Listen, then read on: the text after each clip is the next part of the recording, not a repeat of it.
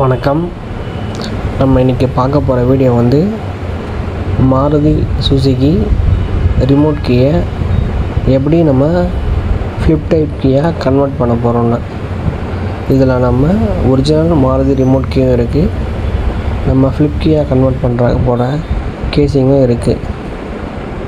அதுக்கப்புறம் கஸ்டமர் வந்து வெளியூரில் இருந்தாங்கன்னா அந்த கீயோட ஃபோட்டோவும் அந்த கீ நம்பரோட டேகும் ஃபோட்டோ அனுப்பிச்சாங்கன்னா நம்ம ஆட்டோமேட்டிக் கீ கட்டிங் மிஷினில் கீயை ப்ராப்பராக கட் பண்ணி கஸ்டமருக்கு ஃபோட்டோ எடுத்து அனுப்பிச்சி அந்த கீயை வந்து ஃப்ளிப் டைப்பில் அட்டாச் பண்ணி கஸ்டமருக்கு கொரியர் சர்வீஸும் பண்ணி தரப்போகிறோம்.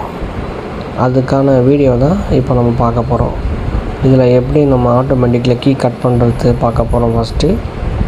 அதுக்கப்புறம் அந்த கீ கட் பண்ண கீயை வந்து ஃப்ளிப் டைப்பில் எப்படி அட்டாச் பண்ண போகிறோம் அதுவும் பார்க்க போகிறோம்.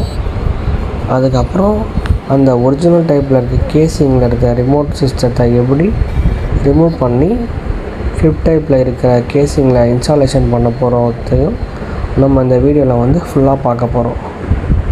இதை தவிர கஸ்டமருக்கு வந்து கொரியர் சர்வீஸும் நம்ம பண்ணித்தர போகிறோம். கஸ்டமருக்கு வேறு எதனா சந்தேகம் இருந்தாலும் ஸ்க்ரீனில் தெரிய நம்பருக்கு கால் பண்ணுவோம். தேங்க்யூ வாட்சிங்.